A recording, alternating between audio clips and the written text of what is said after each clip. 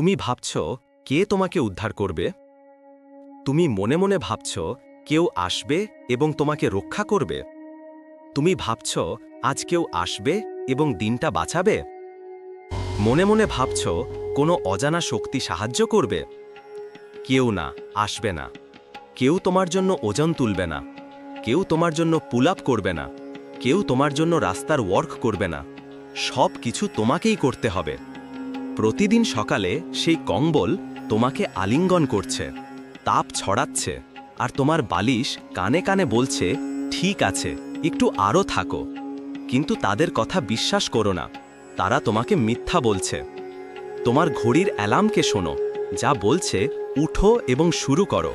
Pull up বারকে শোনো, যা বলছে বাস্তবতার মুখোমুখি হও। তোমার নিজের ইচ্ছাশক্তিকে শোনো, যা বলছে উঠে দাঁড়াও এবং সব কিছু ধ্বংস করে ফেলো। অত্যন্ত ক্লান্তি, ক্ষুধা, পেশিতে ব্যথা, গরম, ঠান্ডা, যাই হোক না কেন, মানুষ আমাকে জিজ্ঞাসা করে আমি সেই অনুভূতিগুলো এড়াতে কি করি। আমি তোমাকে বলি, আমি যা করি না তা হলো এগুলো নিয়ে ভাবতে থাকা বা অন্যকে বলার অনুমতি দেওয়া। আমি এসব চিন্তা আমার মস্তিষ্কে ঘুরতে দিই না, আমি সেগুলোকে সুরক্ষিত রাখি, লকডাউন করি। এটি আসলে খুবই সহজ। তুমি কি আজ ব্যায়াম করবে? হ্যাঁ বা না? তুমি কি ডোনাট খাবে? হ্যাঁ বা না? তুমি কি জিতবে? হ্যাঁ বা না? এদের মধ্যে কোনো ধূসর এলাকা রাখা যাবে না। বিতর্ক দূর করো, বাইনারি সিদ্ধান্ত নাও, হ্যাঁ বা না। তুমি জানো ঠিক সিদ্ধান্ত কি, সুতরাং সেই সিদ্ধান্ত নাও। প্রতিদিন মাত্র ৮৬,৪০০ সেকেন্ড আছে এবং তোমাকে শুধু সেই সময়ের মধ্যে কাজ করতে হবে না, তা দ্রুত করতে হবে। কারণ অন্য কেউ তোমার ট্র্যাকে আছে, তোমার মতোই। অন্য কেউ চেষ্টা করছে, তারা তোমার মতো পরিশ্রম করছে, ঘাম, কান্না, রক্ত সব দিয়েই। কিন্তু তোমাকে তাদের চেয়ে দ্রুত করতে হবে। তুমি কি শুনছো আমার কথা? আমি ৩টায় উঠে যাই, কারণ যদি তুমি ৬টায় ওঠো, তুমি হয়তো আমার চেয়ে বুদ্ধিমান, ধনী, বেশি সুবিধা বা বেশি সংসাধনপূর্ণ হতে পারো। কিন্তু আমি তোমার চেয়ে আগে উঠে দ্রুত শুরু করি। তাই তুমি যখন উঠবে, আমি ইতিমধ্যেই দৌড় শেষ করেছি। তুমি কঠোরভাবে খেলো, শারীরিকভাবে খেলো, কারণ খেলা কঠিন। কিন্তু আমি জানি তোমার মধ্যে ক্ষমতা আছে। প্রথমে আমরা স্বপ্ন দেখি, আমরা স্বপ্ন লিখি, আমরা স্বপ্নের সঙ্গে ঘুমাই, স্বপ্ন খাই, স্বপ্ন অনুশীলন করি, স্বপ্ন দেখি, স্বপ্নের কথা বলি, স্বপ্নের সঙ্গে ঘুমাই, স্বপ্নকে নিয়ে জাগি, স্বপ্ন পরিধান করি, আর এখন তা আমাদের বাস্তবতা। কিছু মানুষ স্বপ্ন দেখা বন্ধ করে দেয়। ১ সপ্তাহ স্বপ্ন দেখার পর থেমে যায়, কারণ চারপাশের পরিস্থিতি খারাপ। ১ মাস স্বপ্ন দেখার পর থেমে যায়, যখন মুখে আঘাত লাগে। কেউ বলে তুমি পাগল, কেউ বলে তুমি বোকা, কেউ বলে তুমি পারবে না। তুমি থেমে যাই। কিন্তু আমি তোমাকে সাহস দিচ্ছি, স্বপ্ন দেখো।